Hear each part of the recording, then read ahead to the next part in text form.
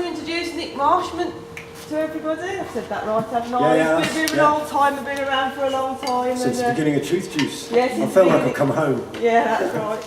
So I'll leave it to you then, Nick. Thank you very much. Over to you.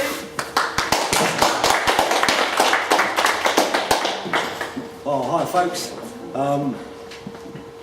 What we're going to be hearing this afternoon is the latest of a series of talks in which I sustainedly look at the work of our ancestors and basically try to look at it with a different eye from the eye of modernity. And tonight we're going to hear, on the way in, we're going to have a quick look at the raw theories of geology and the development of Earth and the evolution of the cosmos. That'll only be a kind of sideways glance, because then I want to look at a new model of the cosmos, which is both brand new and very ancient, which springs directly from the myths and legends and tales and stories of all the peoples of the globe. I also want to have a quick look in passing at how the Earth actually moves through space, because that's a bit of an eye-opener. But the main body of the talk is to do with the close approach of planetary bodies to other planetary bodies and the electrical nature of the universe. It's going to be a story that's told in terms of the Bible and many other places from around the world, based on the work of a man called Immanuel Velikovsky. The second half of the talk, after we've looked at this kind of basically close passages of planetary-sized bodies to the Earth in historical times, that's one of his biggest heresies. Is that things haven't developed steadily. His second biggest heresy is that he claims that there is more than inertia and gravity governing the cosmos in which we live, and that in fact it's electrically charged. The first half of the talk is not exactly a half, it tends to run a bit longer than the second half, and the second half is designed to be whipped through really quickly. So about halfway through, when I get to the end of the kind of Velikovsky stuff, we'll decide if we want a 15-minute break or whether we want to crack on. That'll be entirely up to you. So, and I'd like to stick really closely to the notes, because as usual with my talks, there's a real density warning on this one. There is shed loads of stuff in here. You will find yourself, because of the length of time involved and just the sheer volume of data, you will tend to find yourself fading in and out. I know from past experience that the information goes in anyway, and quite apart from which you'll be able to, quite often it's the second time through, and all of this stuff, everything from here is going to be available on the internet. So, if I could have questions at the end rather than during, that'd be great. In the meantime, is everybody sitting comfortably? Yeah. Little Anne says it's time to rock and roll. So, I'm sure it's not news to anybody here that there is a war being waged on consciousness. Through the control of ideas and information, men and women are being coerced by means of threats of force and violence to do things they might not otherwise choose to do. It's becoming ever more clear that the tales we're told as myth are in many cases close to fact, and that history, his story, is simply a tale told to children. Even the much vaunted objectivity of our science is being persistently called into question, and it's often being called into question by science itself. We also know that trauma in young lives and minds can lead to sublimated behaviour in later life. This presentation, Worlds in Collision in the Electric Universe, investigates a hidden planetary trauma and potentially the sublimation of the behaviour of an entire race of humanity, which is why it's so important that we understand what's been going on here. Our solar system, which has now been very closely examined, is composed of bodies that are different in practically every form we can imagine. They're different size and form. Some of them are gas giants that revolve slowly, some of them revolve on their side, some of them are just tiny rocks that spin impossibly fast. Their velocities, their direction and their axes of rotation are all different. Some of them have got moons, some of them have got loads of moons, some of them have got no moons. And even more strangely, some of those moons rotate clockwise, whereas nearly everything in the solar system rotates counterclockwise, with the exception of Venus, in fact. We've got a model of an orthodox uniformitarian mechanical and electrically neutral model that is always going to have problems explaining all of these variables. You can only have theories that do the job to a certain extent. There's so much variety out there that really the orthodoxy doesn't stand much of a chance. What we have to ask ourselves is whether a more novel, so a more new and a more ancient model can provide us with answers to some of the many questions we've got about the arising and development of the solar system that we find ourselves living in. Might it be that within historical time our solar system has shown itself repeatedly and emphatically to be non-uniform, dynamic and electric? It's a matter of emergence, a matter of emergency even. Unfortunately, the word that has been applied to this entire subject is catastrophism. This is one of the things I think that's put people off reading about it. How many people here have heard about catastrophism? We've got a couple, yeah. And how many people have actually done any research into what it actually means and what the implications are for our current models? That's exactly what I hoped. It is still my feeling that as we work through this story, there are going to be aspects that touch absolutely every single one of your research. Every single one of you is going to be familiar with some of this stuff, and I hope you find it as completely astonishing as I did, and several of my friends for quite a few days afterwards, it has to be said. So, if we look at theories of planetary origin and the ideas of the provenance and sustenance of all the forces, the motive forces that keep our planetary system working, we're still looking way back at the celestial mechanical theory of Newton. And the dominant theory of the 19th century was that hundreds of millions of years ago, the sun was a nebulous disk as wide as the orbit as the farthest of the planets. And that through gravitation and compression, something knocked something a bit closer to something else. A globular sun shaped itself in the centre of the disk. And as a result of the increasing compression of the rotating sun, some matter broke away and portions of the solar system material developed into planets. So some of the stuff that came from the sun turned into the planets and the moons that we're living on. The theory further suggests that the sun attracts the planets to a certain extent, but only to a certain extent that there is then a second urge which somehow keeps the planets from falling into the sun. This is like yin and yang. This is exactly what yin and yang is talking about. Balance of forces, one of which attracts and one of which repels, positive and negative. And of course the balance of these same forces results in settled orbits eventually. And standard theory acknowledges that vastly elliptical orbits to start with turned into closer to circular, though not very close, apart from Venus, as a result of mutual collisions when the solar system was young. And of course it's a balance of those same urges that basically ensure that the moons rotate around the planets, but on a holographically smaller scale. I love this slide because it's got a picture of a giant tree in the middle of it, because there are some serious problems with that basic theory. And the problems are recognised by science as well as by the new science, as it were, by the established science and the new science. Why, as I said, do some of the satellites revolve clockwise? If all of this happened, then the energy that was being transferred would have resulted in something a lot more uniform. Why does Venus rotate so slowly, clockwise, and on an almost perfectly circular orbit? It's also believed that the velocity of the sun's rotation in those early stages was not adequate even to enable bands of matter to actually split apart, let alone for the speeds of rotation and kind of orbit that we see to have been achieved. So, as is the way with modern physics and astronomy, what they did was they said, well, there's not enough energy in this system to account for it, so what we've got to do is find more energy. So they came up with the extremely unlikely scenario that at some point in the distant past, a star passed very close by to our star and sucked an enormous amount of solar material out and lobbed it into this huge disk. So it's basically the same theory, but it has an extra amount of energy thrown into it by this passing star. Originally that was called the planetesimal theory, it's now called the tidal theory, but those two, the tidal and the nebula theory between them, are our current orthodox understanding of how the planets came into being. The tidal theory requires a really rapid transition from vapour to liquid to solid, from that moment when everything's sucked out. It requires that everything cools down really quite quickly, and it predicts as a result of that there will be small drops at the beginning, small drops at the end, and big drops in the middle of the process. So we'd expect to see small planets close to the sun, small planets a long way away from the sun, and big planets in the middle.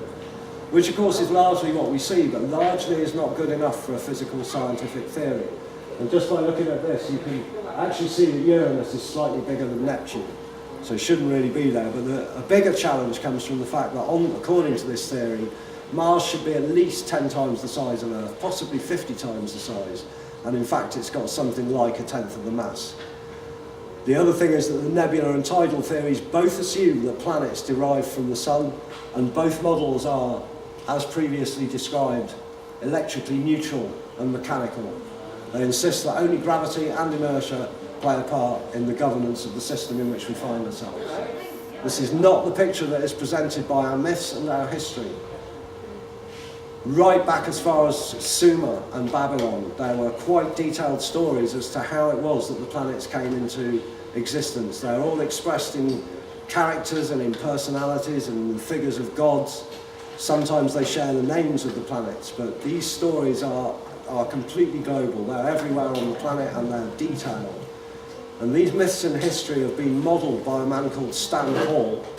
Hopefully all these, I haven't got a handout sheet together yet for this, but hopefully you'll be able to look some of these things up when you get back home. Stan Hall is he's kind of like a latter-day Indiana Jones, really amazing character. His website's called the Tyos Gold Library, and as a result of his search for this ancient library, which we don't have time to go into, he got involved in a whole load of myths and history that sent him looking myths and history around the rest of the world. And he's defined this thing he calls the galactricity model, myths and history of ancient peoples who witnessed and captured for posterity the major creation events. And we're talking of the births and suns that are planets that are generated by absorption, agitation and discharge from charged bodies that are essentially similar to them but larger. And so we can't go through this whole model, but we imagine an initial thing which he's calling the sun. And it gives birth to an original version of Uranus and an original version of Gaia, both of which are really huge. And eventually there's this proto-formative Uranus nears the kind of formative Gaia. And as a result of that attraction and agitation births huge gas moons and Earth. And then this proto-Uranus approaches proto-Saturn, which in our myths was called Titan. And it's remembered as the first sun at the beginning of a golden age. And it's thought that at that point in time, Earth was captured by Saturn as a moon, which is an entirely conceivable and well-tellable story that we also don't have time for this time round. And then eventually, after Saturn was born, it itself births Typhon, a character from myth which is thought to have been the original form of Jupiter, and also Neptune and what are described as a host of crackling comets. And they include Mercury, Mars and our moon, all the original versions of those things.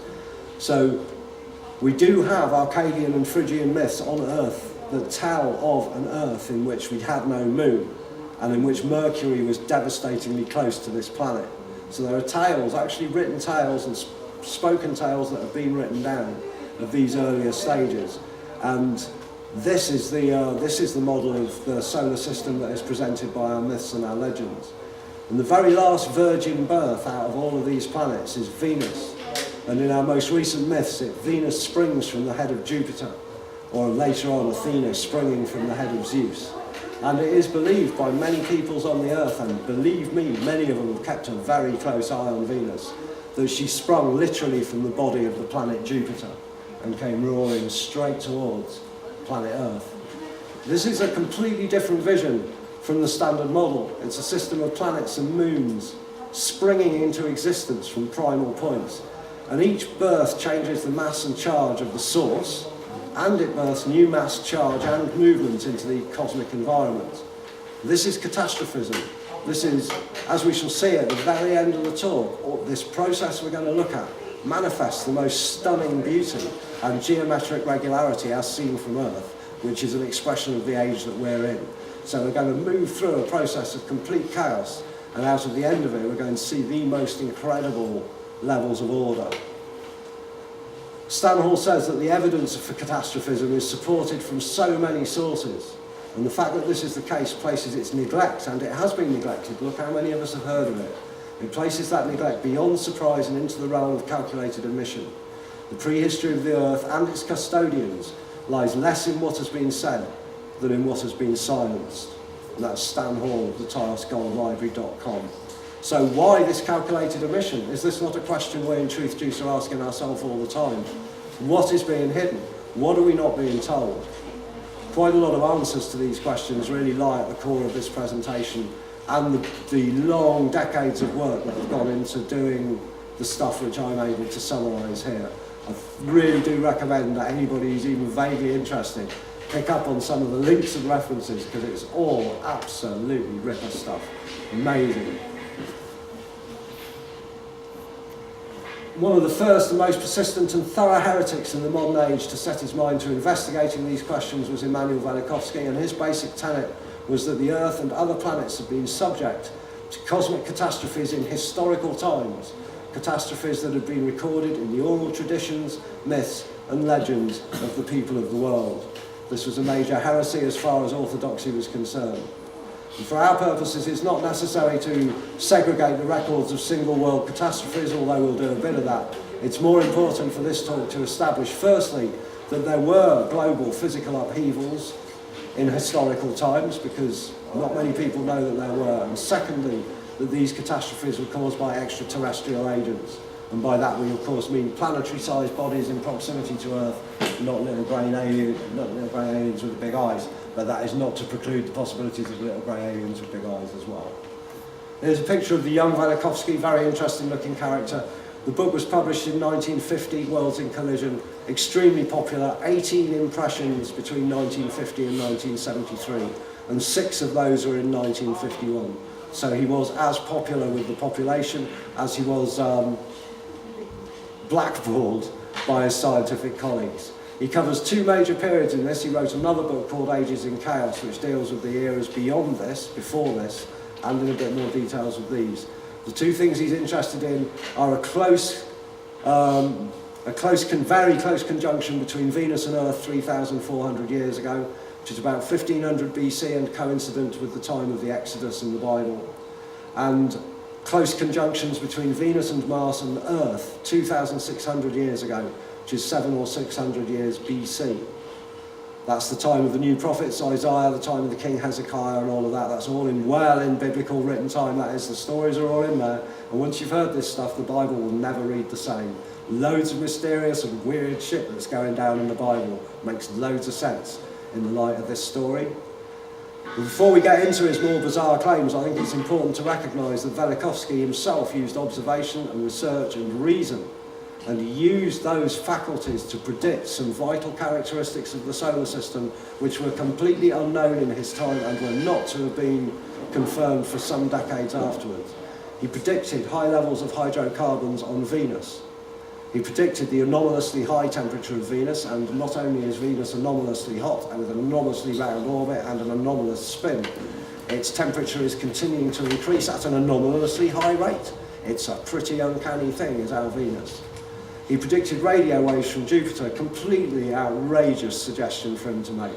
But we now know that there's radio waves coming from every single solar source in the entire cosmos. Everything out there is broadcasting its own unique radio signal. And that's recently changed. Jupiter, the signals from Jupiter have recently changed. It is now said to be singing in another octave. If you want to hear a bit more about that, come and see the talk on Sunday, and I'll be looking at what's happening to the cosmos right now. He also predicted, and this is cracking, he predicted a whole load of stuff about the moon. We don't have time to go into any of that, but the moon is the single most anomalous item known to man, in my opinion. And yet he successfully predicted loads of stuff about it. And I personally think that even the 1 or 2 wrong connections he made about the moon will eventually be shown to be correct.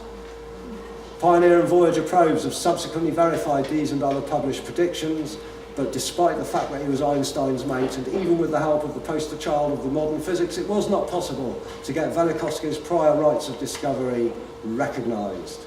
His brethren said, despite the fact that you published all this stuff, and despite the fact that it has now been shown to be true, we are not going to give you any rights on the subject at all.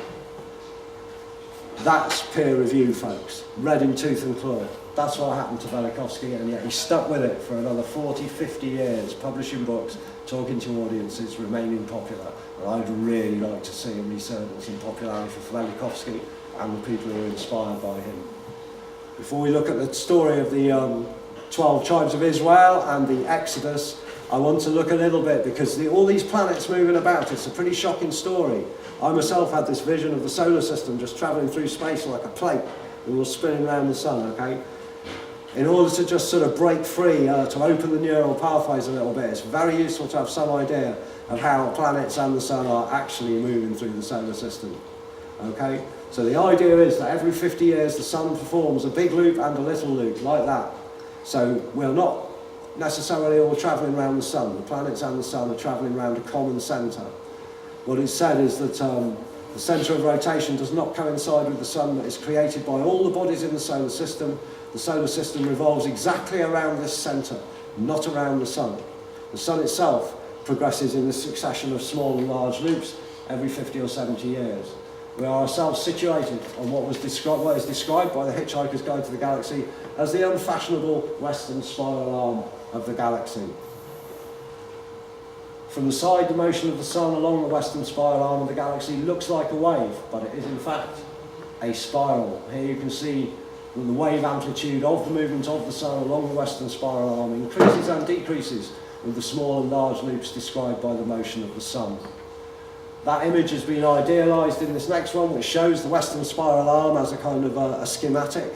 And what they've done is, obviously, strictly speaking, there should be a big loop and a little loop and a big loop and a little loop in that otherwise uniform spiral. But I'm sure you get the idea by now. Of course, the galaxy itself is spinning counterclockwise, and it also is orbiting something much bigger than it is, and the whole lot is drifting towards a thing called the Great Attractor, buried in the biggest structure seeable from Earth, the Great Centauri Wall. So everything's spinning. But there's the sun in his spiral pattern round the western spiral arm of the galaxy. And there is an impression of how the planets, in their turn, spin round the sun. It looks like a smooth coil, but as I say,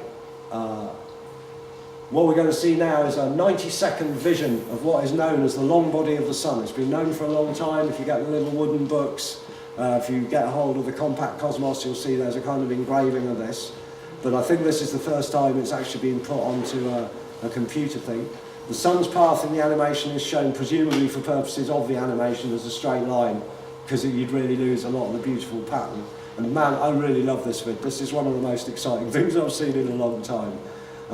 Watch especially for these kind of huge sweeping arcs that Pluto makes above and below the ecliptic, round the outside of this whole spiral. It's a vortex of planets. And also watch for the outrageous barreling motions of Saturn. It really is outstanding. I'm not plugged into the sounds, unfortunately, so you'll have to just put up with whatever noise the laptop makes. 90 seconds, back with you. I'm going to watch it too.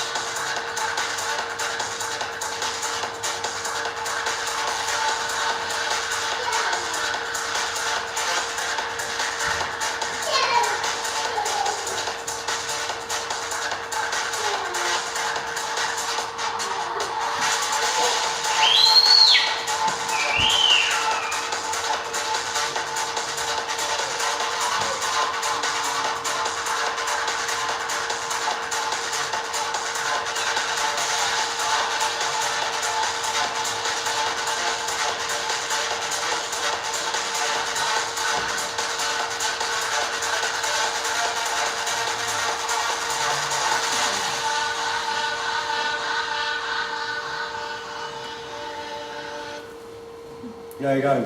Fantastic. What do you reckon, eh? How many of you imagined it was actually like that? Yeah. Really brilliant. And of course that doesn't even show the moons orbiting the planets in a similarly boisterous dance, and some of them have got a dozen moons or more, you know?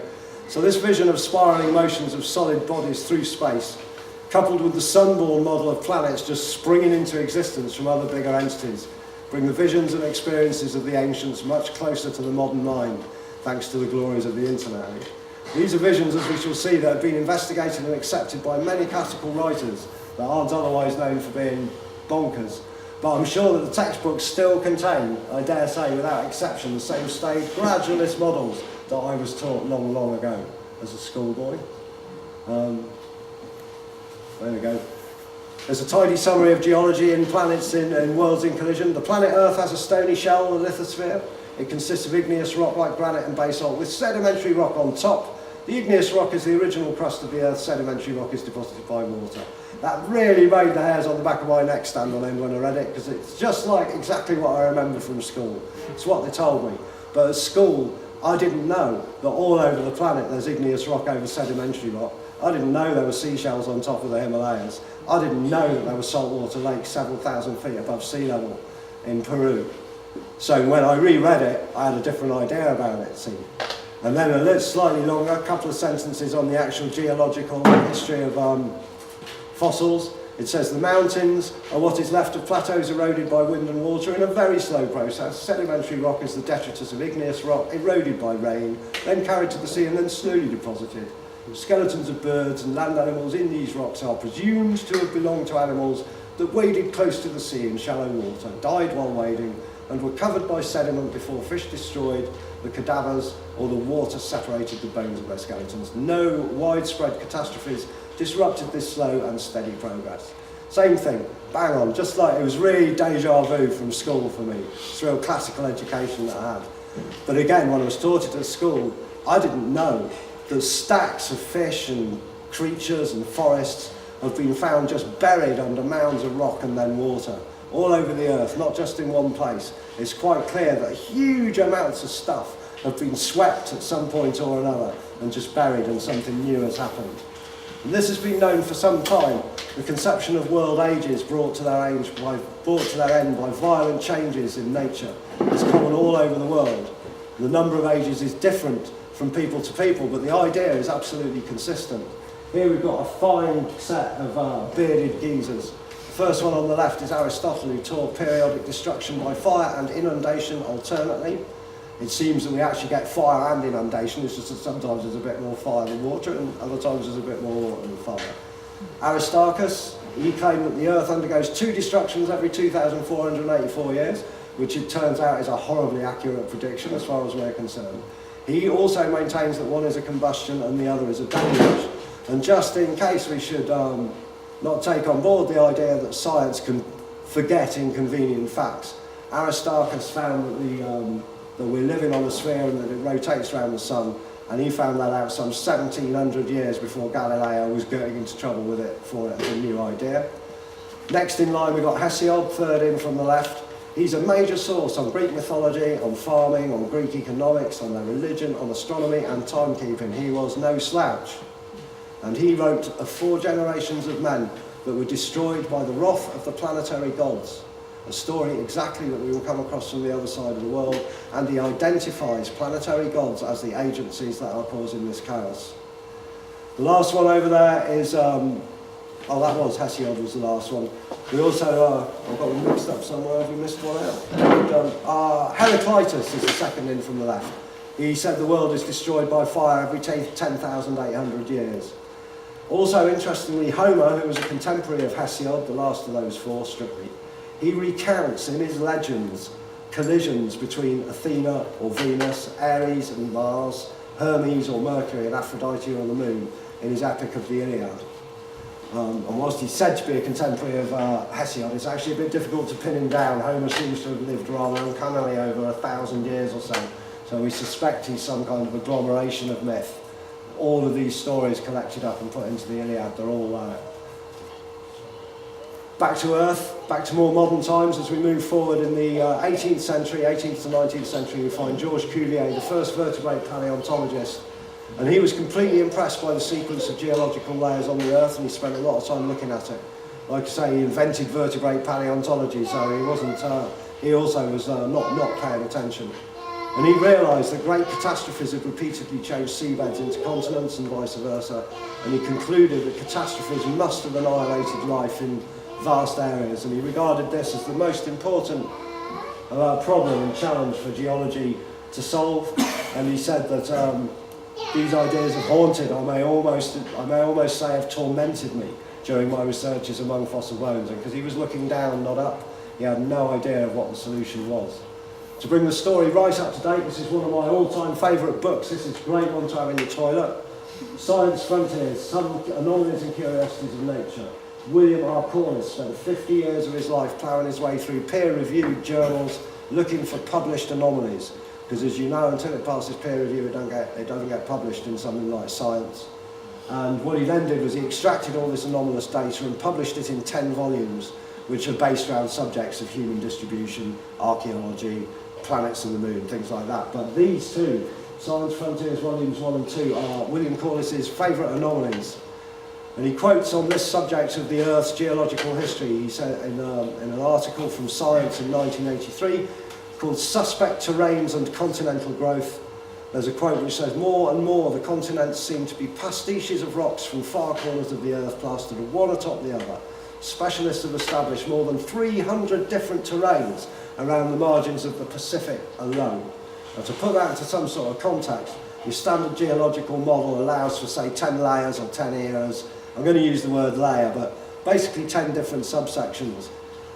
The second quote from Science Frontiers of our interest comes from a slightly less snappily titled item called "The Essential Non-Existence of the Evolutionary Uniformitarian Geologic Column, a Quantitative Assessment from the Creation Research Society Quarterly." This quotes a man called Woodmarapp, and he does a load of maps showing just where the 10 major geological periods are represented and where they are absent, and the results are shocking. According to Woodmarapp's assessment, on 65% of the world's surface, five eras, 5 layers or less or more are not there. So 65%'s only got half of the geological model there, and I've actually seen that written elsewhere in more modern reviews. Even more astonishing is that over 20% of the Earth's surface, that's a fifth, there's fewer than 4 periods in the correct order. So even when there are 5 periods there, most of them aren't in the right order. Orthodoxy still sticking to its tail though. Even worse, Woodmarapp points out that most of the fossils that are used for dating overlap anywhere from a few to all 10 periods. Now, we might have cause to give that a little bit of a side glance because it comes from the Creation Research Society Quarterly. So it means that it's written by creationists and peer reviewed by creationists, which casts another interesting light on peer review, does it not? However, Corliss has a very sharp editorial eye. He's an expert on these anomalies and many other things, and he is quoted as saying the enormity of what is missing is made all too clear by Woodmarapp's maps and statistics. So it is how it is, chaps, and it's still being enforced as we go on. We're finding more and more that is true. What is it? Is it 10 geological layers, or is it 300 terrains around the Pacific alone?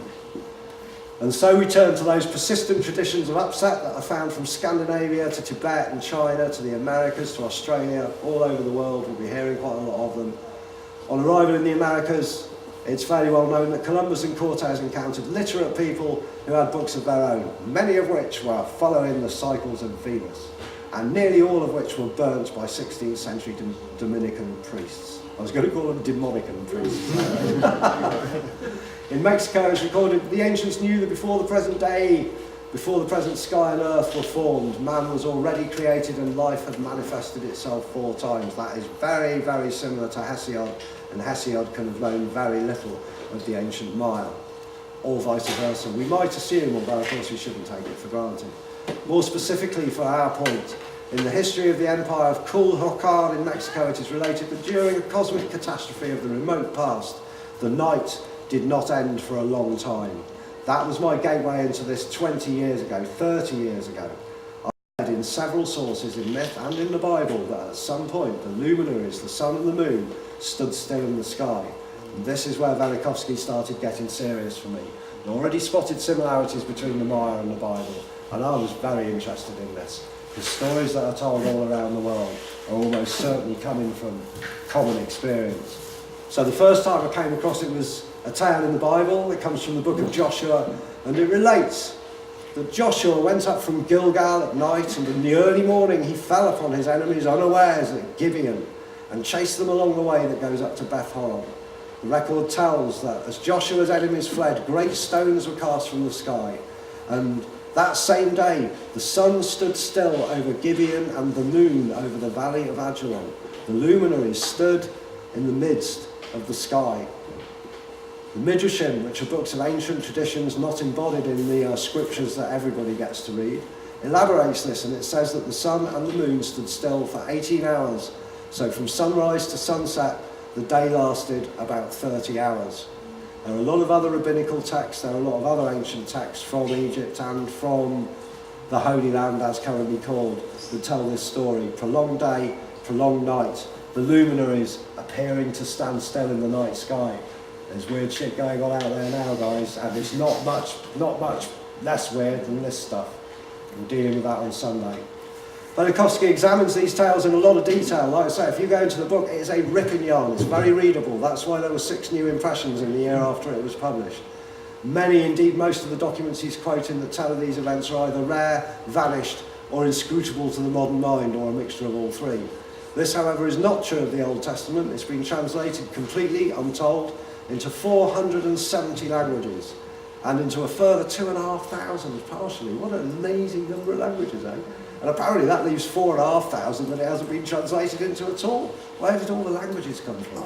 Amazing. Anyway, across those sort of 470 languages, it covers the mass of the world's population. It's read throughout the world, and the story of the exodus of the children of Israel from Egypt and the plagues preceding and accompanying it is one of the most often told and best known of biblical traditions.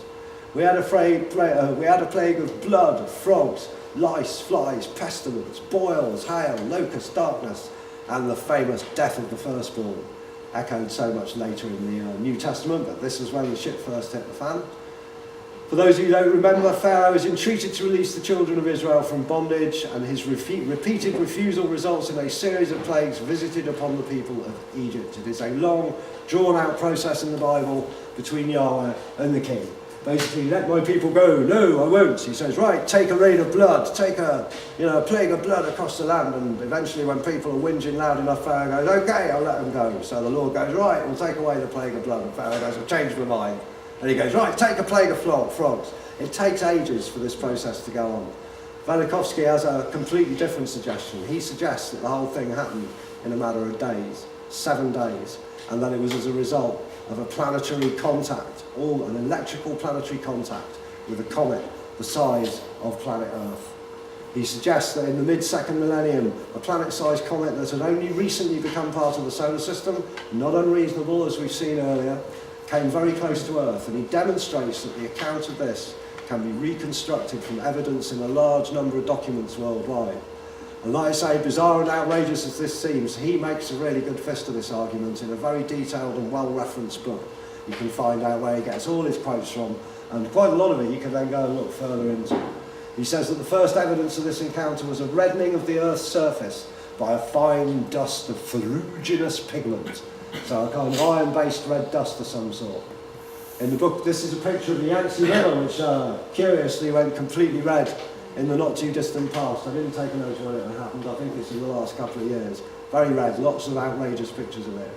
In Exodus, it relates that all the water in the river turned to blood. The fish in the river died, and the river smelt so foul that the Egyptians found it impossible to drink its water. Velikovsky also hunted down, what he was keen to hunt down was an eyewitness account in Egypt contemporaneous with this, and he found a thing called the papyrus Ipuwer, and he's able to read these languages as well, which is useful. And in Ipuwer's papyrus it says the river is blood.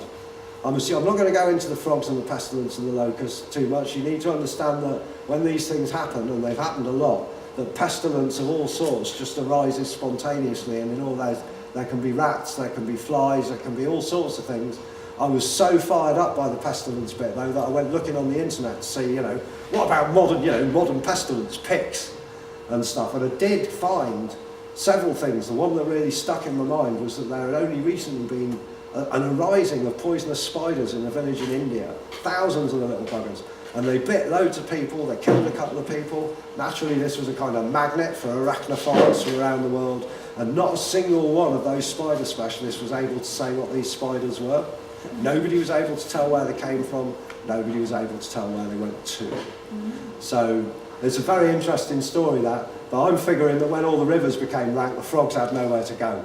actually, when you read about the plague of frogs in the Bible, it's horrendous. God's really messy there. He says he'll clear them all up, and he doesn't. So when he withdraws the plague of frogs, there's just piles of rotten frogs everywhere. Hideous it is. Manuscript Quiche of the Maya on the other side of the world tells that in the days of a great cataclysm, when the earth quaked and the sun's motion was interrupted, the water in the rivers turned to blood. The Tartars of the Altai Mountains, that's Mongolia, somewhere completely different again. They tell of a time when the blood turns the whole world red. There are many more of these documents quoted in Worlds in Collision. How many of us knew that the plagues of Egypt were a global experience? How many people knew that people were writing about them all over the world? I certainly didn't. I read the Bible loads of times as a youngster. I was really chuffed by this. The skin of men and animals was irritated by the dust, which caused boils, sickness, and the death of cattle. And I reckon that probably the lice and flies came along with the boils, they quite often do. It says in Exodus, and the hand of the Lord is upon the cattle which is in the field, upon the horses, upon the asses, upon the camels, upon the oxen, and upon the sheep. There shall be a very grievous murrain. Interesting that men are not listed in that particular list, but it must have been happening to them as well. And then after the red dust came a fine dust like the ashes of a furnace, and it fell in all the land of Egypt, and then a very grievous hail. I remember the hail. I remember thinking when I was reading through as a youngster, that's very kind of inconsistent. It's very damaging hail. But the word hail, suggesting ice, is used as a translation for a Hebrew word which means stones of Barad, and it's a term that's more properly associated in biblical reference with meteorites. So the Midrashic sources say the stones which fell on Egypt were hot, and in Exodus it says specifically they fell mingled with fire. It doesn't say that in all translations, but in many that it does. And Ipuwer, our eyewitness, wrote that the trees are destroyed, no herbs, no fruits are found, grain has perished on every side. That has perished which yesterday was seen. And in the Exodus it says, in all the land of Egypt the hail struck down everything in the fields, man and beast. It struck all the crops, it shattered every tree. That's hellish hail, eh? Similar accounts come in the Buddhist texts. They say when a world cycle is destroyed by wind, there arises a wind. And first it raises a fine dust, then a coarse dust, then a fine sand, then a coarse sand, then grit, then stones, up to boulders as large as mighty trees. All the mansions on earth are destroyed when worlds clash with worlds. And that again is more or less a precise description of what we see when we read the Exodus. And again, planetary agency is specifically identified in the text. Velikovsky suggests that the tail of the comet was composed of carbon and hydrogen. That's why he predicted that hydrocarbons would be found on Venus, and he was correct. And he suggests that on entering the atmosphere, these hydrocarbons bond with any oxygen that's up there, and they form a sticky liquid and basically burst into flames. The rest of the stuff that's coming in, lacking sufficient oxygen, becomes fluid in swift transition and falls to the earth simply as a sticky fluid. And another common component of these ancient accounts from both hemispheres is a rain of fire. The Popol Vuh, which is another Mayan sacred text meaning the Book of Common Things, the Book of Common Things. People were drowned in a sticky substance raining from the sky, and then there was a great din of fire above their heads. The manuscript Quiche, another Mayan tome, says there descended from the sky a rain of bitumen and of a sticky substance. The earth was obscured and it rained day and night. And the Vogels, again from a completely different place, this time in Siberia, they say God sent a sea of fire upon the earth. The cause of the fire they call the fire water. And the Lord sent thunder and hail, and the fire ran along the ground. So there was hail and fire mingled with the hail, very grievous, such as there was none like it in all the land of Egypt since it became a nation. And Ipuwer said, the gates and walls and columns are consumed by fire. And the magician said, the Egyptians refused to let the Israelites go, and the Lord poured out a stream of hot naphtha over them. And even in the later books of the Bible, in the Wisdom of Solomon, the population of Egypt was pursued with strange rains and hails and showers inexorable, and utterly consumed with fire. For what was more marvellous of all, in water which quencheth all things, the fire yet wrought more mightily. So we know it's petrol, don't we? And because when you pour water on it, it burns more mightily. The Egyptians had problems with some of their pyramids just bursting into flames. The Israelis, the children of Israel, when they were wandering in the desert, do you remember it's gloomy all the time? but they come across these wildfires everywhere. They spring up amongst the rocks in the desert. They consume Aaron, Yahweh's first priest. He walks forward with some incense at some point, and poof, he's gone, smoking sandals time. So this wildfire, and really interestingly, is everywhere where these myths exist, everywhere where fire is said to have fallen from the sky in the form of a sticky liquid, there are now reserves of oil still. So Velikovsky argues that at least some of the oil that's on Earth is star oil. I would say that much of it might be, and also say that the rest of it might not have formed over time, but as a result of the huge kind of shifts we see when this kind of thing starts happening. We're now getting really close to this planetary-sized body. It's almost as big as Earth.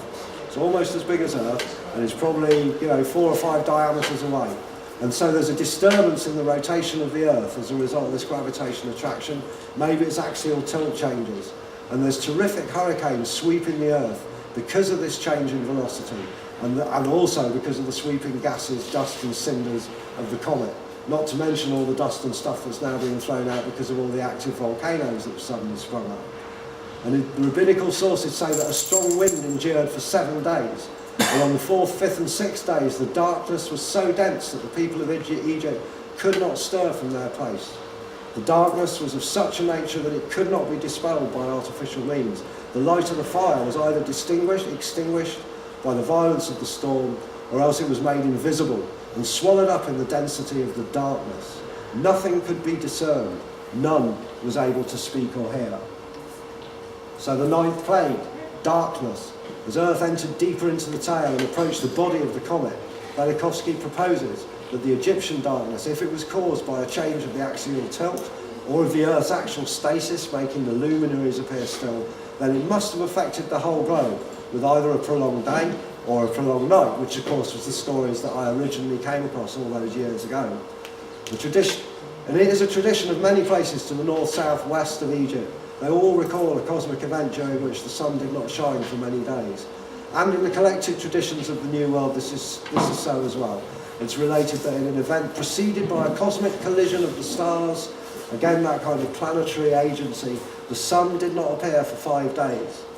Even the Epic of Gilgamesh, which comes out of Babylon, recounts that a dark cloud rose and rushed against the earth. Desolation, it says, stretched to heaven. All that was bright turned to darkness, nor could brother distinguish his brother. Very like Ippol's words there. 6 days, the hurricane, deluge and tempest continued sweeping the land, and all humanity back to its clay was returned. That's very similar, that's from Babylon, but it's really similar to Mayan stories. One of their world ages was finished by a hurricane. In fact, our word hurricane comes from their word for spirit, from the Mayan word, spirit of the hurricane. And another thing that happened at the end of one of the world ages in the Maya, though not that one, was that all of humanity was turned to clay, turned back to the mud from which it was made. So there are amazing echoes there from ancient Babylon to be found in some of the surviving Mayan texts, which they were nearly all burnt. They wrote loads of stuff on bark and on deer skin, and we've got, I think, 5 partial texts left, and that's all. Biblical tradition said that most of the Israelites survived untouched by the darkness, under cover of which escape from Egypt was made. I don't remember whether you all remember that. If I remember rightly as well, they all had a bit of the household silver away on the way out, which I think is a really amusing tale given the circumstances. But we're told that it was the darkness that enabled to get out of Egypt in the 7th day of this thing when it's really dark. Unfortunately, their very own rabbinical sources state that during the plague of darkness, the vast majority of Israelites perished, as many as 49 out of 50, sources say. And in China, during the reign of Emperor Yahu, a great catastrophe brought a world age to a close, and for 10 days the sun did not set. The Emperor Yahu, very interesting name, like Yahweh. And again, he goes into the name, many names around the world that sound like Yahu or Yahweh. And what he's saying is that by now, with the earthquake and all the meteorites, there's a whole load of roaring in the sky, the earth's groaning and making a lot of noise. And he's thinking that not only the name Yahweh, that was assumed by a lot of people, came from these noises, but that maybe the 10 Commandments did as well, because he reckons that further on we had a similar encounter to this, which resulted in all the upset that's described when Moses brings the 10 Commandments down. And again, that story makes a lot of sense once you think of it in a planetary context, instead of a God and writing on the rock and all of it. And like I say, Velikovsky's not sparing in his examples, and I was amazed. I was totally amazed by the sheer amount and spread of global myth on this. I was familiar with a lot of the Mayan stuff, a bit of the stuff from South America, but I was gobsmacked to find the Siberians and the Mongolians and the Australians and the Japanese and the Chinese and the Tibetans and the Buddhists and everybody's got this material. Even us in our Bible, hidden in plain sight, we just didn't know what it was. Brings us to the 10th plague of Egypt, the death of the firstborn. Velikovsky reckons this is a bit of an error, a mistake in translation, because the word firstborn in the original language is apparently B'kor. I don't know how you say it, B-K-H-O-R. Velikovsky reckons that the word was actually B-C-H-O-R, which means death of the chosen, because what happens is a lot of people die in this part of the catastrophe. The Earth, forced out of its regular motion, reacted to the close approach of the body of the comet, and a major shock convulsed the lithosphere. And the area of the earthquake was the entire globe, and Pharaoh rose up in the night, he and all his servants and all the Egyptians, and there was a great cry in Egypt, for there was not a house where there was not one dead. And yet the angel of the Lord passed over the houses of the children of Israel in Egypt. When he smote, he delivered their houses. And now we know what the smiting is, don't we? There's a lot of smiting in the Old Testament, and this is the smiting that's going on. The children of Israel were living as slaves. They were probably living in relatively insubstantial structures, certainly compared with the palaces and the temples, all of which we know the Egyptians were pretty good at, don't we? Very difficult to knock down an Egyptian temple, and in fact some of the ones we've got must have withstood this, which I find interesting. The Israelis would have been living in much less substantial stuff, so less chance of being killed when it fell. Again, same thing in Mexico. When the crap hit the fan over there, a lot of younger people survive, because it is the way over there that when youngsters get married, they live in kind of grass huts at the foot of their in-laws' garden for a few years before they actually move into more heavy-duty places. And this is where the action really starts. This is where they're really in trouble. The head of the celestial body approached very close, breaking through the darkness of the gaseous envelope. And according to the Midrashim, the last night in Egypt was as bright as the moon on the day of the summer solstice. It's been dark for many days now, and suddenly there's light. And they're very clear in these texts, it's not the sun they're seeing. Artapanus wrote that there was hail and earthquake by night, so that those who fled from the earthquake were killed by the hail, and those who sought shelter from the hail were destroyed by the earthquake. And at that time, all the houses fell in and most of the temples.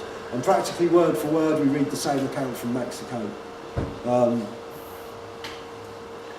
Tides are normally caused by the sun and especially the moon, something else that's going to be gone into in a bit more detail on Sunday afternoon. The proximity of the larger celestial body would have had great effect of raising walls of water miles high, and in the 18th century a character called Lalande estimated that if a comet roughly the size of the Earth was to come within 4 diameters of the Earth, it would raise the water on the Earth 4,000 metres high. So the water, the seas would stand on end. The slowing down and stasis causes tidal recession to the poles anyway, and the presence of the celestial body would also draw water towards it. So all of these things would be exaggerated. The annals of the Emperor Yahoo say that in their vast extent the waters overtopped the great heights, threatening the heavens with their floods. The Choctaw Indians of Oklahoma, the earth was plunged in darkness for a long time. Finally, a bright light appeared in the north, but it was mountain-high waves rapidly coming nearer. Peru, 5 days and nights of no sun, then the ocean left the shore and broke over the continent. Again, consistent tales from around the world. 2 concurrent elements in these traditions: complete darkness for several days, and when light broke, a mountain-high wave bringing destruction. As we've heard in Exodus, there were days of complete darkness, 6 or 7 days of them, and the last of these days, it is reckoned, was at the Red Sea. As the world plunged out of darkness, the floor of the sea was revealed, and the waters were a wall to them on their right and left. And in the rabbinical literature it says, the water was suspended as if it were glass, solid and massive. Great words. So there you have it. And then there was a spark. As Earth passed through the gas, dust and meteors of the comet's tail at the neck, close to the now candescent body of the comet, which we will hopefully hear about just before the end of the tale, why it's candescent. For a while the comet followed the orbit of the Earth and then retreated and then reapproached, shrouded in a column of gases, which looked like smoke by day and fire by night, which is exactly how Yahweh was described as leading the children of Israel through the desert, atop a column of fire by day, column of smoke by day, and fire by night. Each time he wanted them to move, the column moved. This is another really important point. At the moment, what we've got is incessant and violent electrical discharges between the atmospheres of the comet and the Earth, and also between the tail itself, which has been divorced from the comet. It's made of a load of meteors and everything. They're all electrically charged, and so there's just this massive firework display, petroglyphs of which we're going to see in the second half of the talk when we look into the modern theory of the electric universe. But this is what Velikovsky was assuming 50 years ago, when loads of the stuff we talk about in the last 20 minutes, he had no idea. Totally, he's totally out there, really. The discharges tore the column, i.e. the tail of the comet, to pieces, a process that was accompanied by another rain of meteorites on Earth. The globe of the comet lost a portion of its atmosphere and much of its electrical potential and withdrew again. And then 6 weeks on, the distance between the two decreased once again. There was a further wave of chaos across Earth, which is all covered in the book and in the Bible. There were further discharges, and then they parted.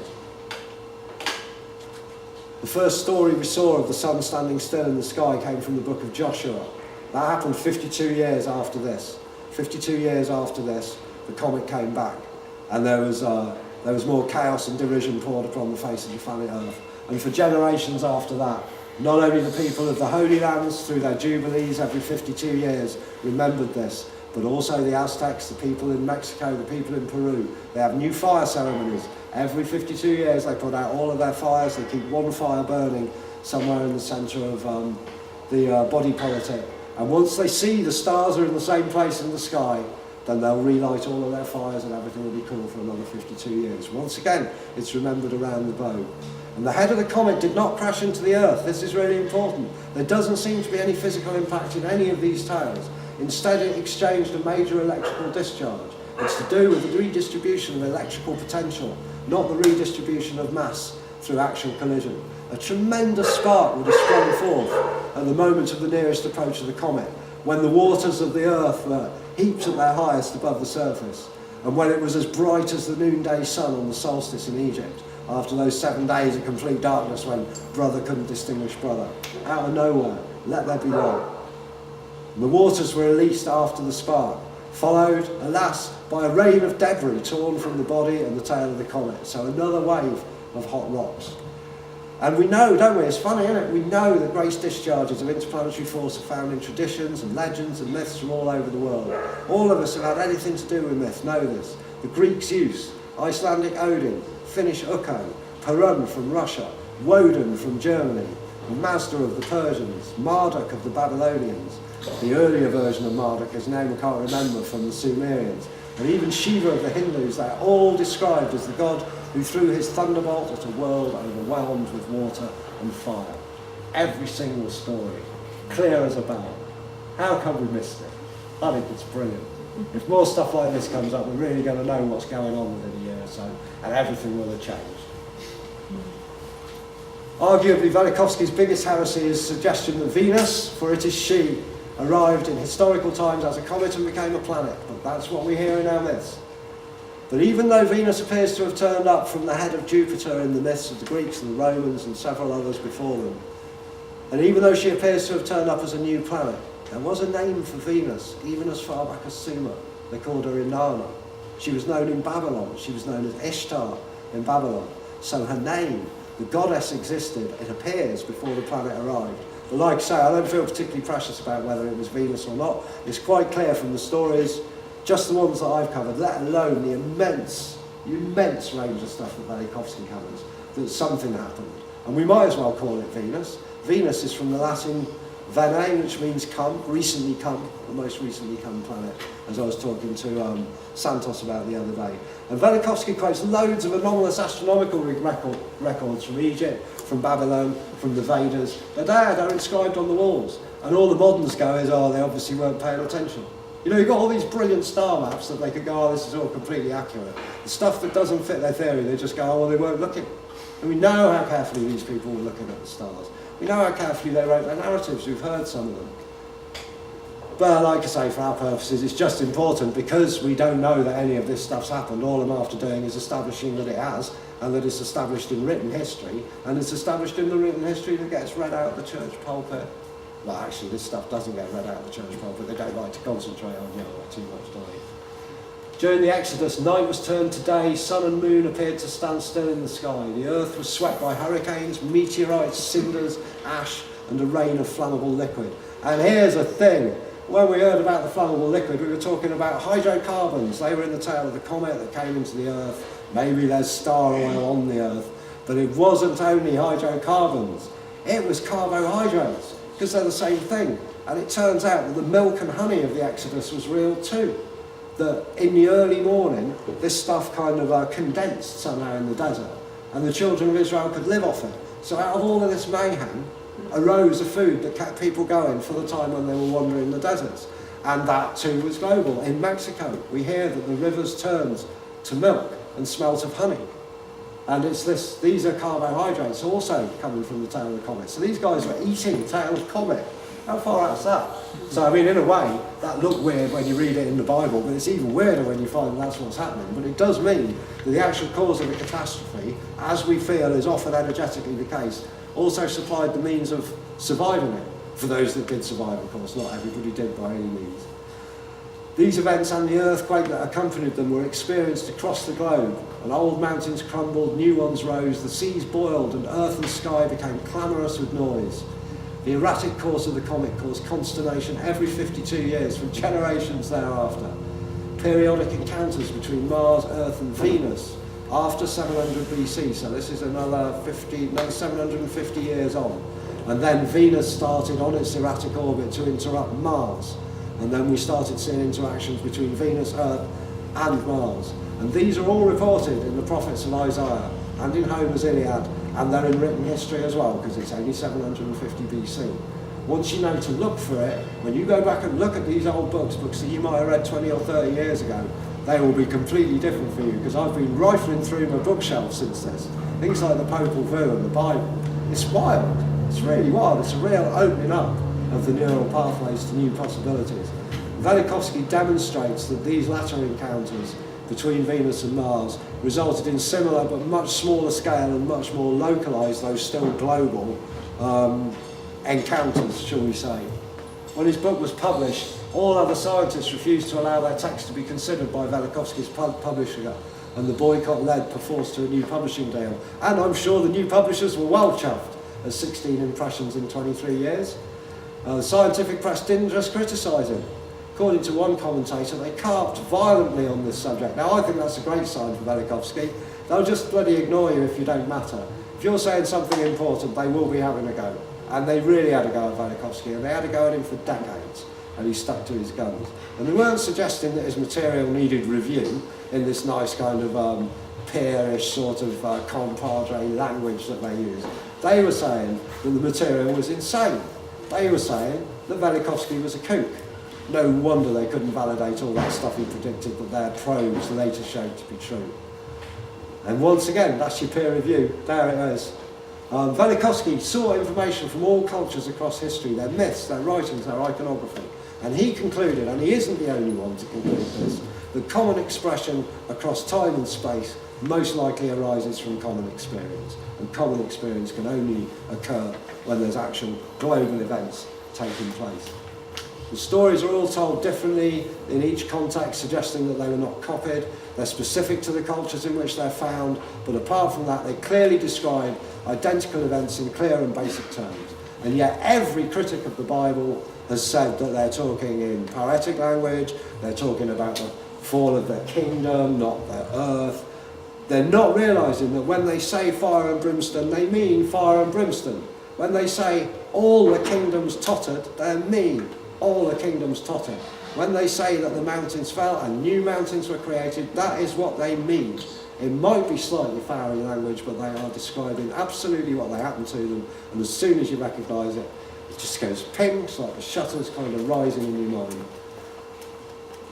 The similarity of these narrative memories, often modified actually slightly by a position on the physical earth, show that these events happened in historical time, i.e. after some method had been developed of recording them, be it in a narrative first hand and then to a script, spoken narrative, rock art, pictographs. It's in many different forms.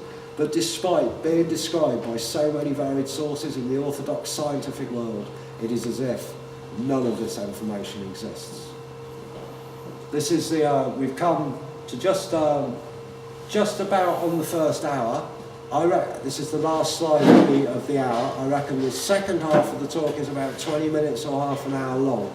We need to get it finished by whatever time it says on the programme. I don't have one here. So it's, I'll just go through this last slide on the first half whilst you decide whether you want to have a bit of a break and come back, or whether we should press on and have a quick look at what modern science is making of this stuff in the laboratory. In 1972 there was a documentary made called Velikovsky, The Bonds of the Past, and in it a head of a community college says, if I had my way, every young student in my college would be required to study this case. Not only because Velikovsky is very interesting, but because he is truly interdisciplinary. Another crime in modern science is to know more than your own field. He is the human expression of ideas symbolic of the problem the young think they are facing, and which, in my opinion, they are now facing. The attitudes expressed by the mainstream represent the extreme rigidification of institutions through which thought is supposed to occur, extreme to the point where it begins to contaminate the fluidity and looseness, the freedom to think. And are we not seeing that everywhere? This is that story writ large. We're seeing it again and again, but this is a particularly impressive example of it. But fortunately, for our purposes, not all science is orthodox. And unorthodox scientists are making great use of modern electrical theory, of telescopes, of laboratories, and of the internet. And we can find out a little bit of what it looked like to fly through the tail of a comet, and we can find out just what it is that NASA makes of its own information on the idea of an electric universe. So would you like to press on? Or would you like to have a bit of a break? I'd like a bit of a break. Yeah. Bit of a break? Shall we have a... it's now nearly 6 o'clock. What time are you to finish? Yeah. 6:45. I'm on 18:45. Yeah, 6:45. So if we could make it a sort of, I've got 5 to here, but it's nearly 6 o'clock, isn't it? We can go for 10 or 15 minutes, and I'll really rattle through the second half. Tea, coffee and all that. Is the bar open yet? Yeah. Lights on. Let's give you a good round of applause. I'll give you a shout. Is it all right? Is it working? Yeah. Brilliant. I'm going to kick off again at 1:15, because I reckon I can do this in half an hour. Okay. I love this talk, because the other thing is that there's stuff, real-time stuff coming into me about the state of the solar system, just as I've been warming up for this, and you constantly have to knock bits out and put bits in. First time I did it at the Green Gathering, it's like there's one of me talking and the other one's monitoring what's going on, and you can feel it going off and back on. And this is the first version of it that I think is really flying like the arrow I want it to be. Because, I mean, we didn't know. Credit philosophy. See, a lot of people who do talks obviously get a lot of work from him, but don't give them a mention. Yeah. Have you noticed that? Yeah. They pass it on into it's there, so it's good that you actually... I really want, I mean, the thing is, I can only skip off the top of the material there. Yeah. In fact, there's enough material left lying around to do another talk. Talk on the Ages in Chaos as well. I think I probably will. I've already got half of one of those done, and I've got 2 critical texts still to read, so... I did in fact try to get Velikovsky's Ages in Chaos, but much to my horror, it's currently available as 3 volumes at 17 quid each, or 1 volume at 35 quid, which is out of print. There's another one, but not... I don't know the author is. It's Revisiting the Lost Emmanuel. Well, that'd be well worth doing, because these Pioneer and Voyager probes, that again, you see, that was NASA. They had a bloke on holiday or an intern or something hanging around with them, and he was looking at the planets and he was going, do you know what, in a couple of years' time we could use the lineup of the planets and the moons to lob a couple of probes out to the very edge of the heliosphere and to look at all the moons and planets on the way out, not once but several times. And NASA went, oh yeah, you're right, well do it then.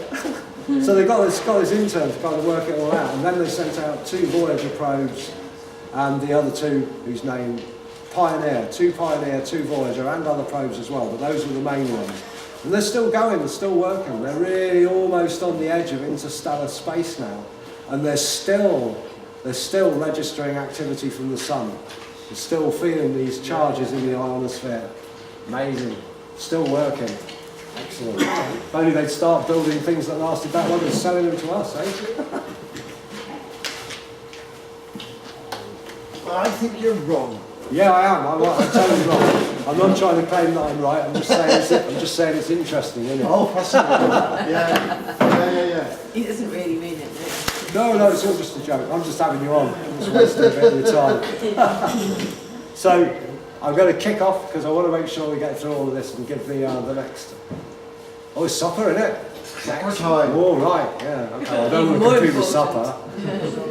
So, we had to really slip over the bit about Venus and Mars because, I mean, I'd really love to tell you about a 7th century tablet from Ashurbanipal's library at Nineveh that shows that the heliacal rising of Venus varied in those days between 1 and 5 months. The moderns know it's 72 days. I mean, I'd love to tell you about an Assyrian king called Sennacherib, who was the son of Sargon. Probably many of us heard of both of those, who was besieging Jerusalem, the Jerusalem of Hezekiah as it happens, and of Isaiah predicting a 10-degree reversal of the sun, and that the army would be destroyed by a blast from heaven, and that very night it came to pass that the angel of the Lord smote in the camp of the Assyrians 185,000, and behold, they were all dead corpses. The classical writers say that their souls had gone, but their clothes were still there. That's it. I'd love to tell you about a bolt from Mars that fell on Volsinium, one of the chief cities of the Etruscans, the civilization that preceded Rome. And that in the time of Romulus, who was a contemporary of Hezekiah, and he was the founder of Rome, and that in his time a plague fell upon the land, bringing sudden death with no sickness and a rain of blood. And that the death of Romulus himself was accompanied by strange and unaccountable disorders, that changes filled the air, and night came with awful peals of thunder and furious blasts, and that during this time both the poles shook, the sun vanished, and the sky was riven with shooting flames. I'd love to tell how the poles were uprooted, the seasons confounded, the lengths of the months and years became inconstant, that the earth rolled over, that the sun rose in the west, and that Babylon moved 2.5 degrees south. But there isn't time. So if his first heresy was Venus as a comet, and I think as a result of that, loads of people who need to read this book don't. They just hear that and that's it, they're gone. His second heresy was this idea that the universe was electric. The Thunderbolts project, thunderbolts.info, one of my favourite projects on the internet. Absolutely brilliant, everything they've put on there. Thank you, Noel. If it's all right with Noel, it's all right by me. And the work of the Thunderbolts project begins in a movie called Symbols of an Alien Sky. We're missing it off the edge of the video there. That's Symbols of an Alien Sky. See it. They go back to looking 13,000 years beyond the events of the Exodus into the past, to the most ancient art yet found in terrestrial caves. I can now correct that statement, but I'm not going to do it right now. The paintings at Lascaux are currently believed to be 17,000 years old. They were executed by what today we would call realists. The pictures of animals, landscapes and clouds show knowledge of movement, form and colour that are both unique and they are completely sudden in their arising. There are no sketches that come before these, there's just these. Why the people who painted these murals disappeared remains a mystery, as it must be said does where they came from in the first place. They're completely mysterious, but look at all of that in there. What a much of feeling there is in that picture. You can much more easily tell what sort of meat you're looking at there than in your modern lasagna. Horse meat. Horse meat. What came after such realistic paintings was until very recently a complete mystery. Our ancestors appeared completely to abandon their drive to produce naturalistic scenes, and instead they represent what Symbols of an Alien Sky calls absurd creatures and ghostly figures which have never before been seen in our world. This particular example comes from the American Southwest. The video shows lots of examples. Here's one that's Australian. And sometimes these things appear in quantity as well. I can't quite remember where this one came from. Might have been the Persian Gulf, might have been North America. I'll have to have another look and check it out. To be advised, as it were. Isn't that Northern Territories, Australia? Well, there you go, it might be Australia. Australia, North America, or the Gulf. I think I will check it out. But actually, there's similar things everywhere. The point is that these stick creatures are everywhere. Notice the various stick men in there. Even the image apparently showing a man with a duck on his head is really surprisingly common. So now I'm asked to know where Terry Pratchett got his man with the duck on the head from.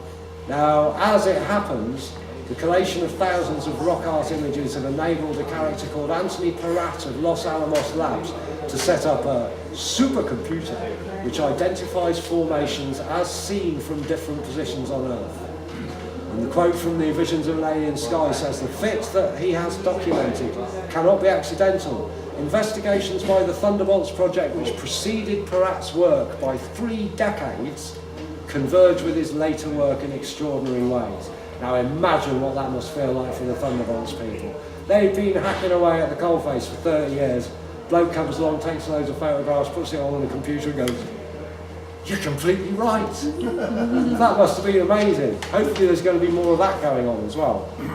The new basic stickman occurs in quantity all over the world, and it shows really only slight variations on a recognisable form. It is an apparently human figure with arms, legs, body, and significantly a pair of dots, one under each arm. I've chosen representative examples from Spain, Armenia, the United Arab Emirates, and Arizona.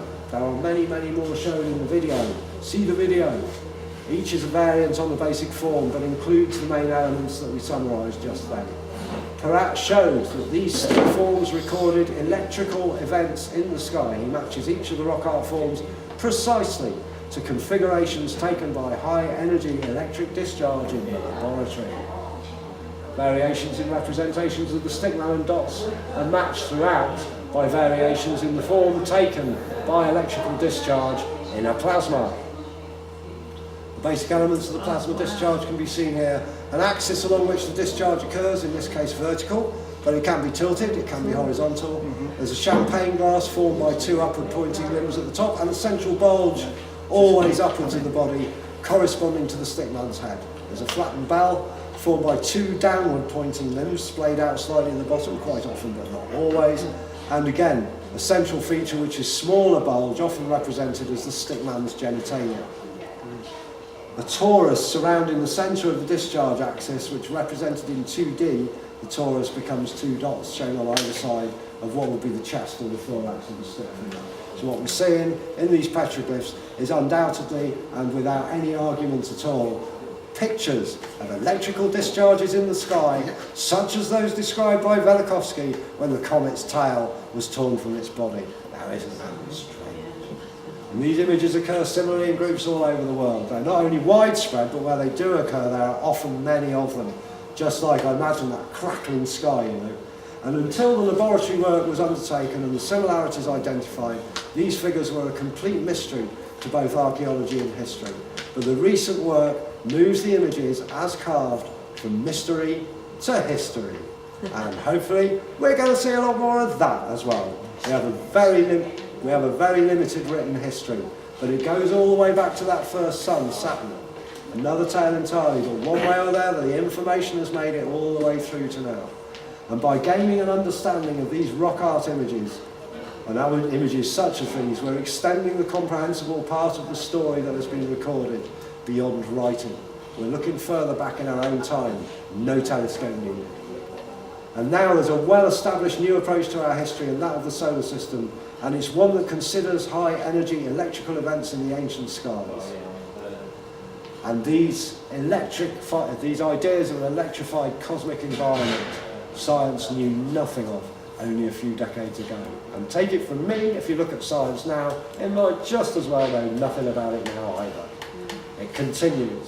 Redistribution of charge between heavenly bodies such as Earth and Velikovsky's comet is a phenomenon identified by the team at the Thunderbolts project as hemispheric discharge. As we see here, it's reproducible in the laboratory. Unlike a lot of the science that comes from orthodoxy, we can see 2 spheres. The upper is negatively charged, the lower is positive, and there is a considerable potential energetic interaction between the two. Remember that spark that preceded the onrush of water in the Exodus? shining through the pervasive gloom in Egypt, as bright as the noonday sun at the solstice. Just like that. Visions of an Alien Sky looks at Mars as a giant laboratory on which the effects of electric discharge can be identified. So here we go. The movement of charge through a medium is characterised by dendritic branching or bifurcation. They're known as Lichtenberg figures, but we've all seen them in lightning. We see them in the branches of trees, we see them in the roots of trees, we see them in the physical structure of our own brains, and we also see them in the synaptic firing of our brains, so in the energetic structure. These dendritic branchings or bifurcations are one of the basic methods by which nature does things. The flow of water, as in this picture, exhibits similar though not identical properties. It tends to flow. You don't get sudden things coming off to the side and backwards, and you don't get sudden spots either side of the channels with water. With electricity, you always do. Top picture here is a laboratory discharge into wet wood. It's described by the Thunderbolts.info team as rotating cylindrical arcs, sputtering along a path of primary discharge, just like we saw in the stick figures. But on the Earth, on a solid surface, it produces scalloping of the channel walls, which is a turning in. They makes them look like scallops, basically. Yeah, that's an easy way of saying it. Scalloping of the channel walls, sharp angular projections coming at unlikely angles, and they are inconsistent with fluid flow. The lower picture is a surface affected by a high voltage current, exhibiting a complex of gouges and craters along the discharge channel or close by. You see a series of little black dots of the discharge crater. There aren't many craters around this one, but those are all little individual arcs with these scalloped sides and sharp edges at the top. The steady evolution that's been imagined for Earth has been similarly envisaged for Mars, and orthodoxy imagines a landscape shaped by erosion of wind and water on a geological timescale. As we heard about the Earth. On the left here we see the Nerga Vallis on the surface of Mars. We can see that it is a scalloped channel made up of a series of circular crater-like forms and sharp angular projections as previously described. This is inconsistent with the favoured theory of erosion by water and wind, say the Thunderbolts team, but entirely consistent with electrical discharge machining, but on a planetary scale. For comparison, the picture on the right is a fine example of the dendritic branching of laboratory charge into the wet wood, and hopefully nobody here is having any difficulty seeing the similarity between those two things. There's one that's even a little bit better, I think. You can really see the scalloped edge of that. This is called the Avernus Collis on Mars. You can see these little discharge craters where the little rotating, sputtering arcs are digging out just more kind of craters. And that's I think it's a lot easier to see than the first one. Another problem... Like the cup marks. Yeah, they are like cup marks. I mean, they're so big, there's no way that water would have made those No, plants. no, and anyway, it would have to have been completely divorced from the channels that it's supposed to be running in. This is another major problem for the standard... I wonder if we can... Oh, it doesn't make any difference to you, never mind. Another thing that standard planetary theory also has some difficulty accounting for are craters such as these. At present, craters are assumed to have been caused by impact from other cosmic bodies, but the top picture has a crater with a mound in its centre, and the lower picture looks like it once had a mound in the centre, it then got hit by another impact of some sort. The more recipient amongst you will know that there are craters like this on the Moon as well. If you look at the Voyager and Pioneers, they're everywhere. There's craters like this everywhere. These are assumed to be rare and ancient remnants of impacts into a relatively fluid medium. So the idea is that before everything cooled down, they got hit by a few things and these resulted.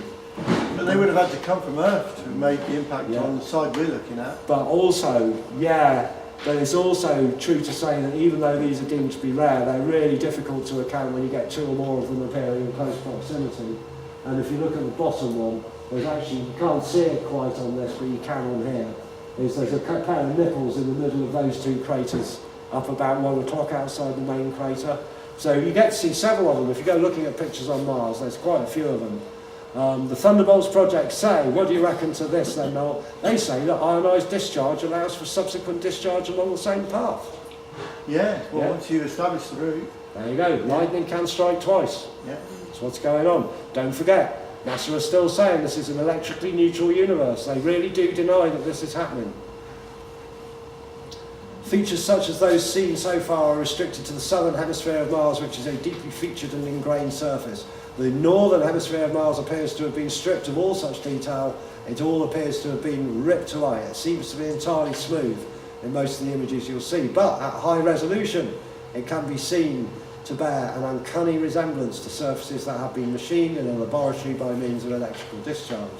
So on the left we see a region of the northern hemisphere of Mars at high resolution.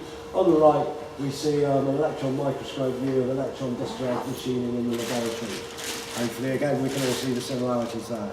The scale of the valleys and corries in previous slides is indiscernible, but Mars is home to the second biggest rift valley in the solar system, Valles Marinaris. Perhaps we should be marginally disturbed to hear that the biggest rift valley in the solar system exists on Earth. Yeah. This one's 2,700 kilometres long, 200 kilometres wide and 7,000 metres deep. It exhibits all of the characteristics of electrical discharge examined so far, but on a truly massive scale. And the Mars rovers, remember, have dispatched pictures showing that the land around this feature, you can't see it from this distance, but is scattered liberally and profusely by rocks. And these rocks are all below a given size. And the team at the Thunderbolts Info say that this huge chasm was machined in mere microseconds of geological time on a planetary scale, and that the larger rocks were hurled into space to become comets or meteors.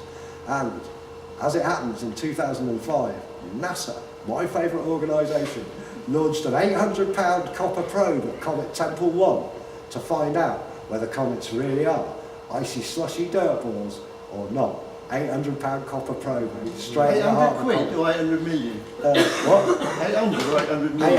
800 pounds of copper Oh, probe. 800 number. Yeah, Oh, right. and this enabled the electric universe people knew this was going to happen, so they were able to make a load of predictions. NASA knew it was going to happen because they were doing it, and they were able to make a load of predictions as well. Can we guess who's going to tell us the more accurate prediction? Here we go. I found it personally very hard to believe, given all that I've read, and all that I've said to you, and a ton of other stuff that I know that I haven't been able to talk about. I find it impossible to believe that NASA could still support a model of the solar system that's electrically neutral. As you remember, it was a major heresy of Velikovsky to suggest such a thing. We know that the moons of Jupiter act electrically upon their giant neighbour constantly. We know that the Earth is constantly discharging itself in the form of lightning somewhere on the face of the planet. We know that the solar wind is a charged plasma. We know that the universe entire is envisaged by many as a vast charged web of electrical potential. How could we possibly be talking about an electrically neutral universe? It does my head in. It does. And yet, how could NASA have missed all this? And yet, their deep impact programme with their 800-pound copper probe really puts paid to any doubt as to what exactly they're thinking. Here we go. The mission launched a satellite to encounter the oncoming Comet Tempel 1. 25,000 miles an hour, this thing was flying towards the pole. 800-pound copper probe laden with sensitive electronics. The information from the probe or impactor was relayed back to the satellite and then relayed back to Earth. NASA were expecting to encounter a ball of icy slush or solid ice with no electrical components. But as the header of this slide shows, which you can't read, as far as I can, it says first there was a small flash, then a delay, then there's a big flash, and then the whole thing breaks loose. Very surprising. That's Peter Schultz from NASA. The header shows they were surprised. The electric universe people predicted, firstly, that electrical stress may short out the impactor electronics before impact. Tick, bang on guys. Secondly, that the signal would be disrupted in the final few seconds and that there would be an advanced flash or lightning-like discharge shortly before impact.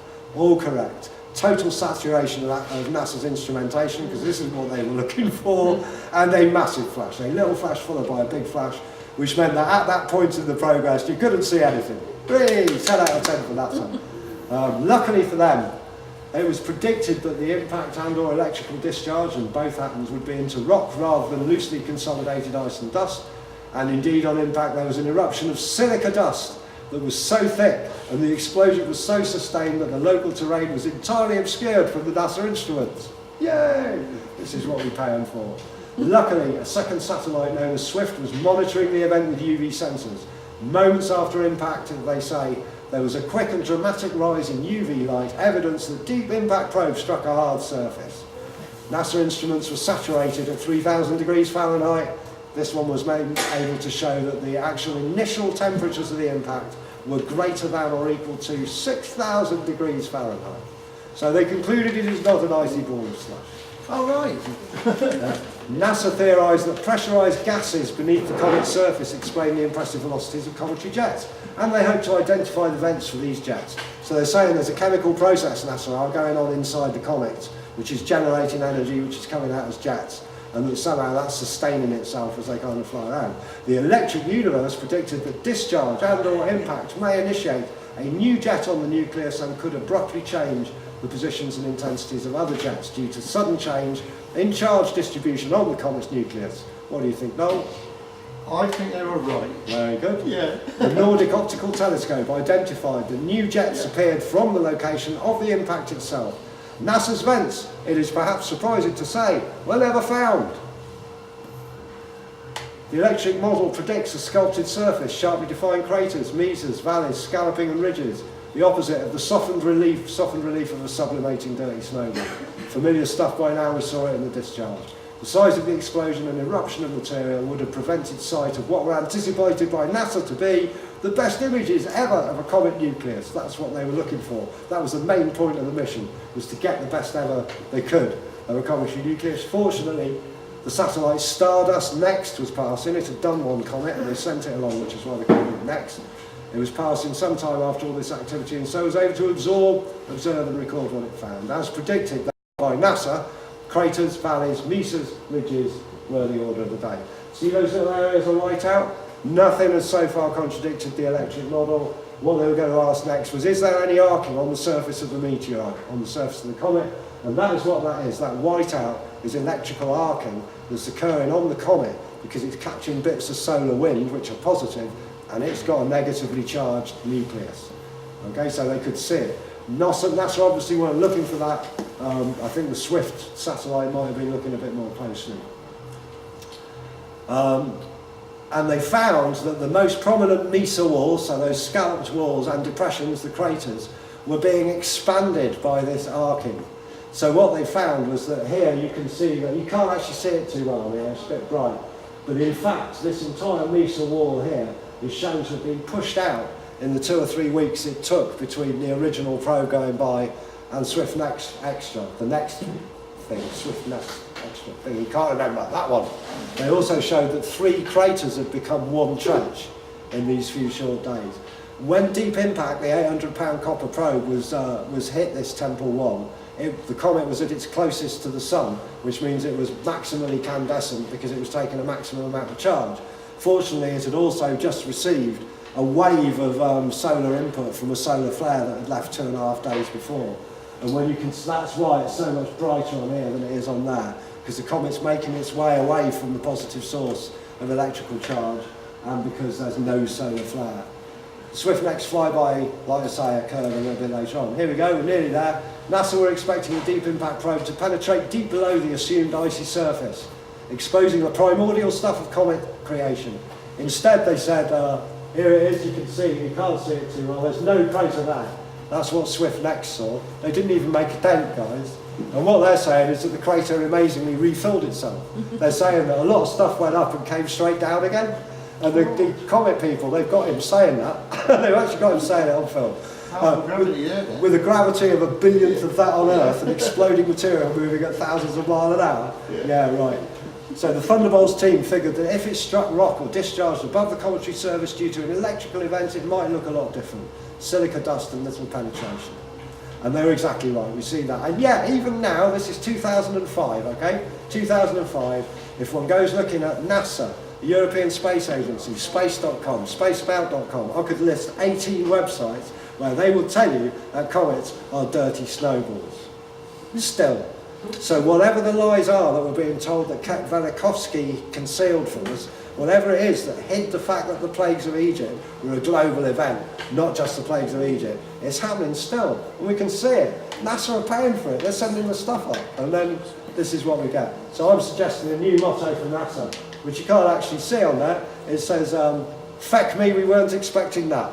I really think they should all wear that on their suits. In closing, here's a thing. The shamanic peoples of Earth seem to have an uncanny grasp of these cycles of space and time. Could this be why we've been so busy burning their books? Many have prophesied the return of a golden age, and perhaps the best known of those cycles is the Kali Yuga, which tells of long cycles of forgetfulness and awakening. Our own astrological system foretells that the age of Aquarius will be an age of awakening. We've heard much tonight of chaos and mayhem amongst the celestial orbs, and that Venus has been central to all of this. We've seen the planets barreling through space.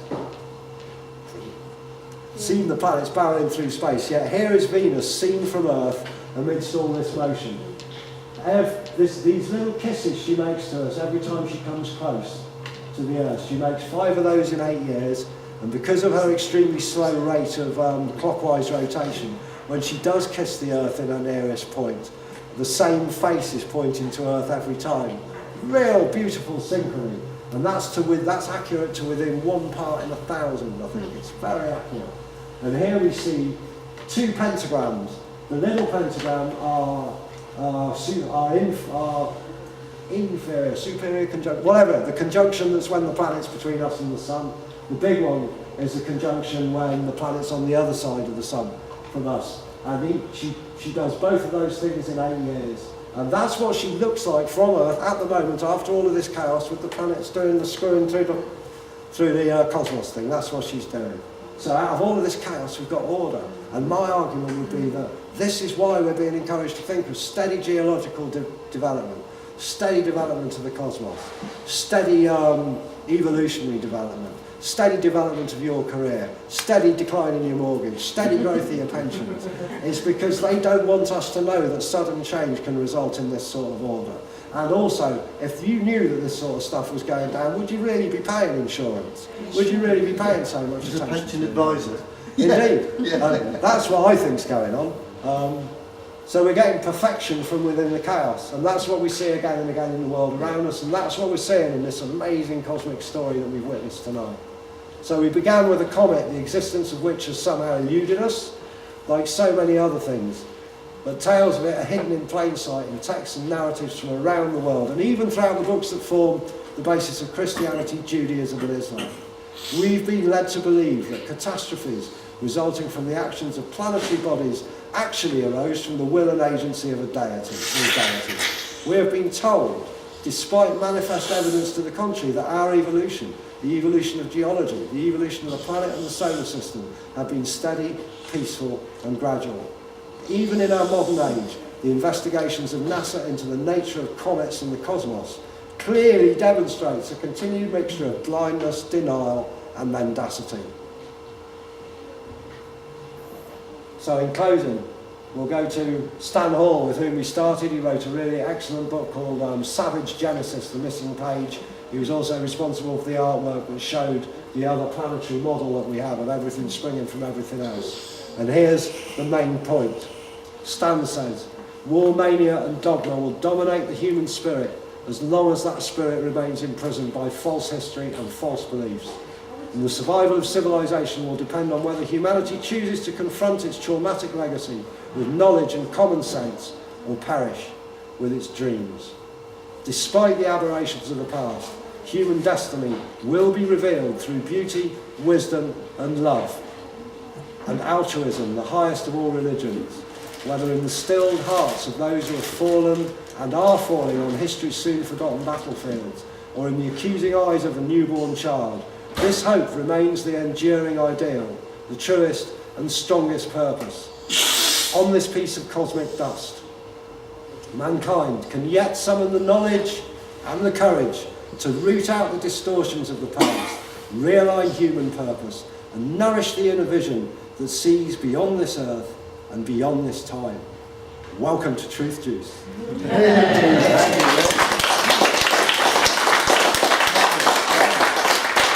Thank you very much, folks.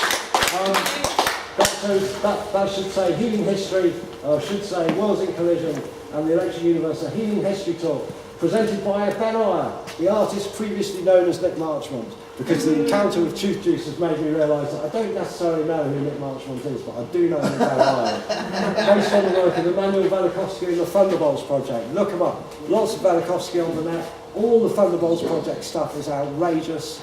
just brilliant, there's loads of it. And also I host a radio show 9 PM till midnight every Thursday on Media Streaming International Radio.com. You can catch us on www.msiradio.com. And podcasts of my previous shows, which do everything from badger calls through illegal mortgages to the nature of consciousness, can be found at tnsradio.dr-rock.biz for historical reasons. I thank you very much for your attention. Now it's time to stop.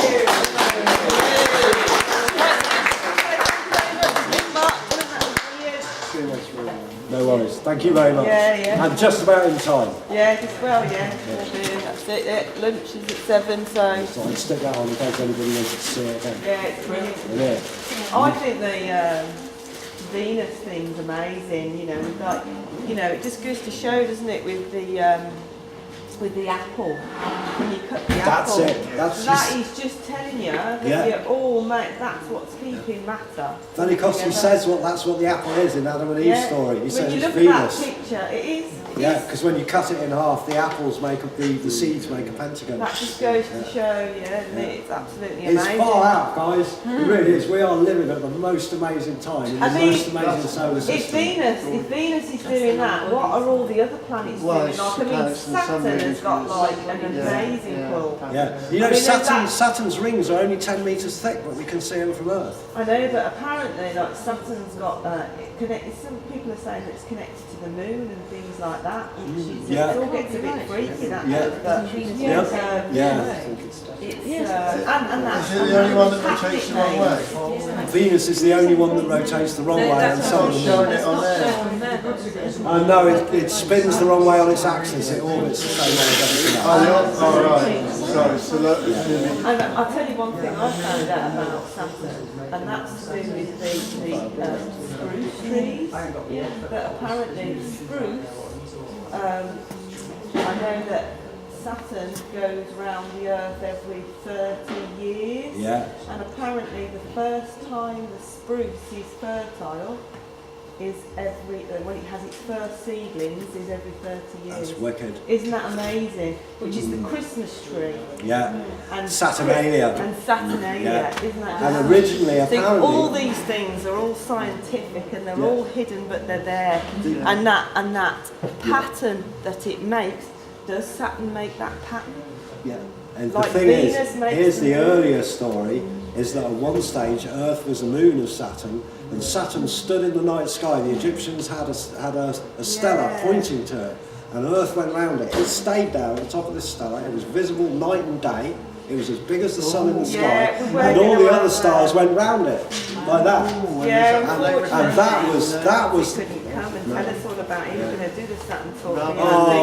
Damn, that would have been brilliant. I know. I'm working on it though, because it was the end of that. He's living near us, so we might be able to get him. Great, because it was the end of that era. It was the end of the golden age of Saturn, and an electrical discharge and a vast rain of what Velikovsky reckons was salty water. It was the deluge that saw to Noah, or to the Pishtim, or whoever it is we want to allocate that story to. So that's another whole story, which we're already... And if anybody's ever seen that video on YouTube, it's well worth watching, where you've got the hexagon that Saturn makes as well. I don't know if anybody's seen that. It's pretty amazing, really. Recently, Nick Carlstrom's talk. That was Venus. Yeah, It was Venus. it was Venus. Nick and I are going to be working on another one of those because he wanted to show more pictures.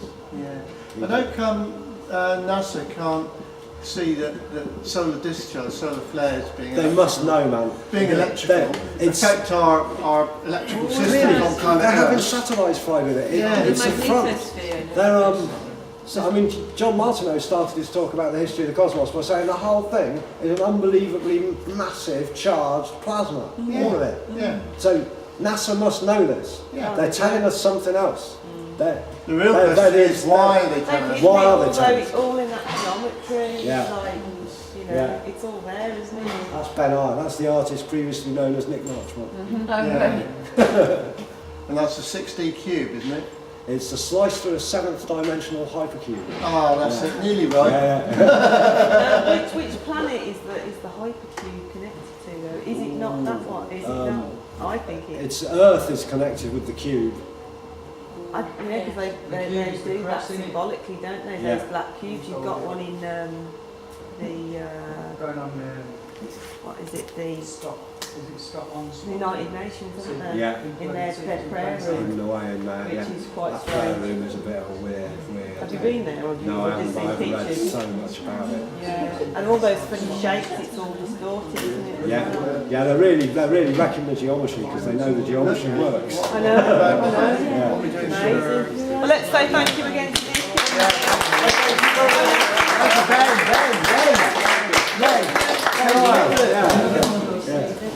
Thank you very much, Tom, for letting me in again. You never bloody know it, do you? You were there before. I was there before, 3 of the ages before. This is the dawning of the age of Ben.